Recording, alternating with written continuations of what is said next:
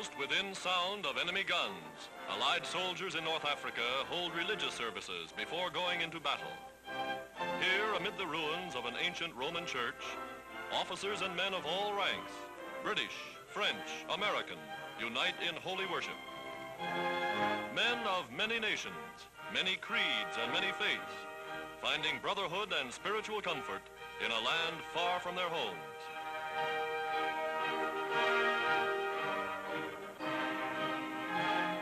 Like schoolboys on a holiday, they inspect Africa's treasure troves of antiquity.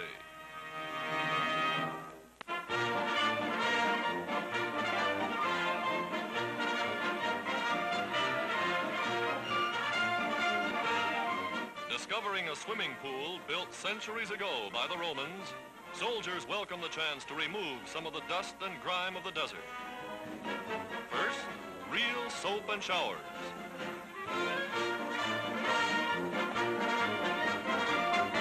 Then it's every man dive in. Natural hot springs forming a swimming hole that may once have served a Roman senator.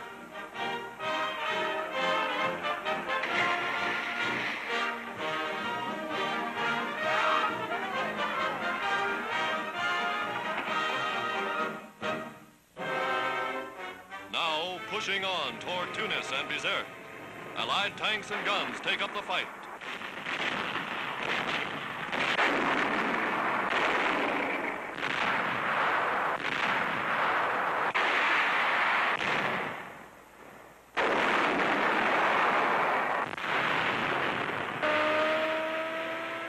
Prisoners by the hundreds are rounded up as the battle enters its final phase.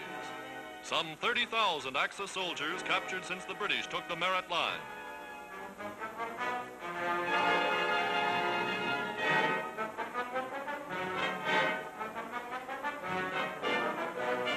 Men wearing the brassard of Rommel's Africa Corps, amazed to learn that their leader is reported to have fled.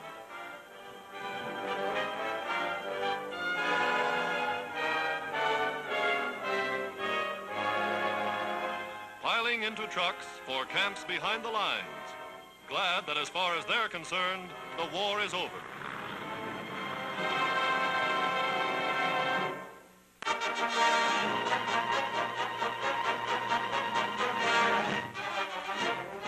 "7,000 feet above sea level, Army engineers survey the mountainous Central American jungle, through which they're carving a 1,500-mile military highway.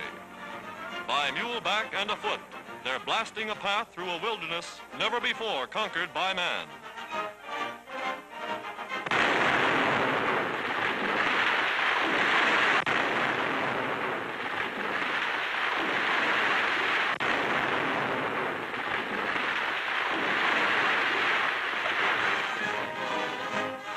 Today, with modern road-building equipment from the United States, they're completing the job months ahead of schedule. An inter-American highway linking Panama and Mexico City. A highway bringing the good neighbors of the Americas closer than ever before.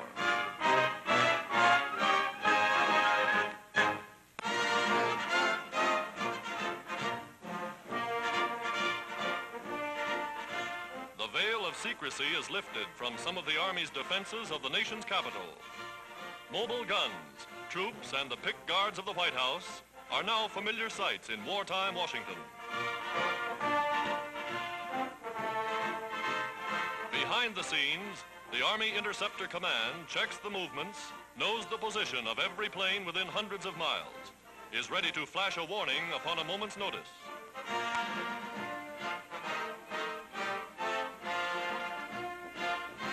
From strategic positions on rooftops, troops man powerful detecting equipment to safeguard the capital against the possibility of surprise air attack.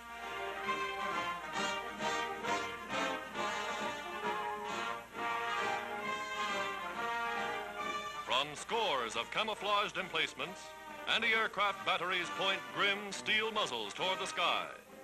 In Washington, as in every city, vigilance is the watchword.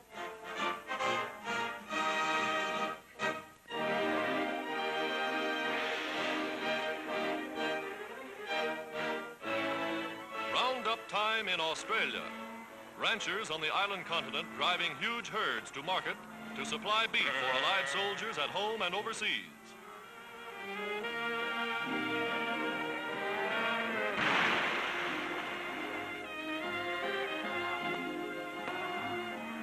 Swimming rivers and streams, cattle by the thousands, the biggest roundup in years.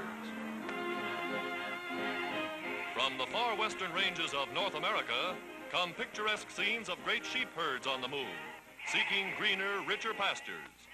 Wool for warm clothing, meat for lend-lease shipments overseas. The vast resources of the United Nations mobilized for war.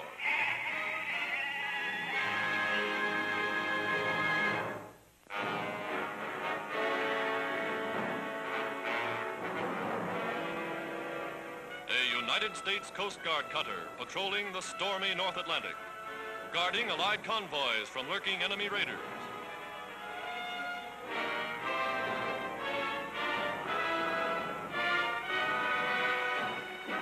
Suddenly, off the port bow, a Nazi submarine breaks the surface.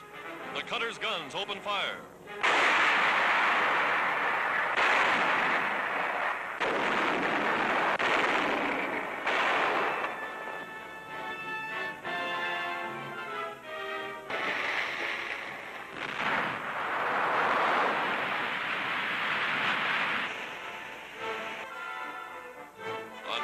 Goes below to examine damage suffered by the cutter when she finally rammed and sank the U-boat. Engine room flooded, the captain tries to list the vessel while effecting emergency repairs below the waterline.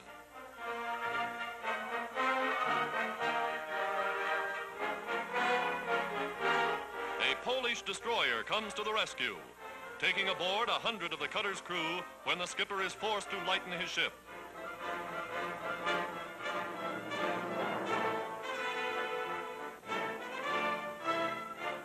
A Nazi submarine to her credit, the gallant little cutter is towed 800 miles to port. A fighting ship ready to sail and fight again.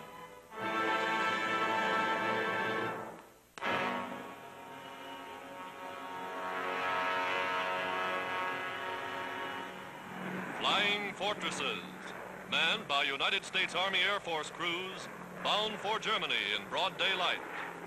Their target, the big Nazi submarine base at Vegasac. The RAF pounding the continent by night, the Americans by day. A combined Allied air offensive that is smashing Nazi industrial centers one by one.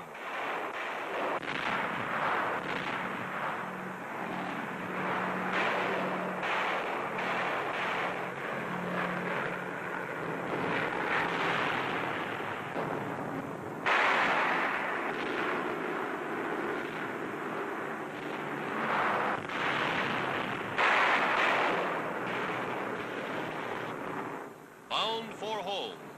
7 of 15 submarines at the Vegasac yard destroyed. War factories and a nearby air base reported blown to bits.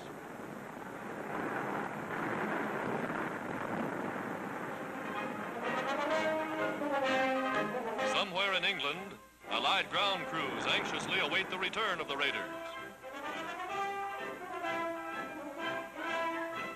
A wounded crew member brought home by stretcher, and damage to some of the ships, evidence of the terrific battle the forts waged against enemy planes. Although tails were riddled and landing gear shot away, not one bomber failed to return. Lieutenant General Andrews, their commander, later gave his life in an airplane accident in Iceland. His work will not be forgotten, nor his plans interrupted for the smashing of Germany from the air.